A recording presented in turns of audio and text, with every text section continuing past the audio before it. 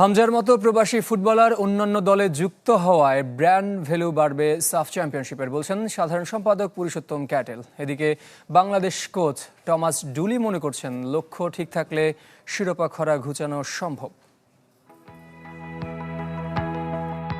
বিশ্বকাপ নিয়ে মাতামাতি শেষ, এবার দক্ষিণ এশিয়ার শ্রেষ্ঠত্ব সাফ চ্যাম্পিয়নশিপের দামামা বেজে উঠেছে।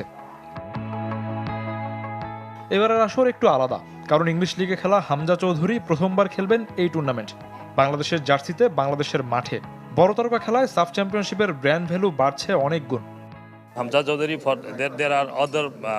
হামজার মতো বড় তারকা তো আছেই, অন্যান্য দলেও তারকা ফুটবলার আছে।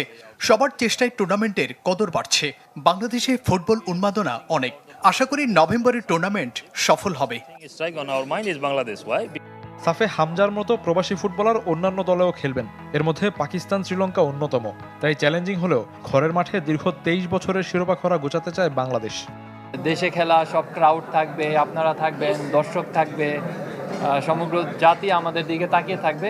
We have a big responsibility, কিন্তু আমরা আসলে মাঠে সেটা প্রমাণ করতে চাই যে আমরা সব থেকে বেটার। ওভার এক্সাইটেড হইতে চাই না বা ওভার কনফিডেন্ট হইতে চাই না, আমরা আমাদের নর্মাল খেলা খেলতে চাই এবং আমরা আশা করছি আমরা এই সাফ ইনশাল্লাহ আমরা বাংলাদেশের মাঠে রাখতে পারবো। If we win in the end, I don't know. আপনি যদি জিজ্ঞেস করেন আমাদের লক্ষ্য কি, আমি বলবো চ্যাম্পিয়ন হতে চাই। লক্ষ্য ঠিক থাকলে শিরোপা জেতা সম্ভব।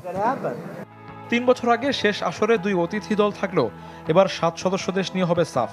তবে নিষেধাজ্ঞা থাকায় নেপালকে নিয়ে অনিশ্চয়তা কাটেনি। টুর্নামেন্টের বাকি প্রায় 3.5 মাস, তাই আশা বেঁচে আছে হিমালয়ের দেশটির। যদিও ভুটানের ড্র হবে 6 দল নিয়ে।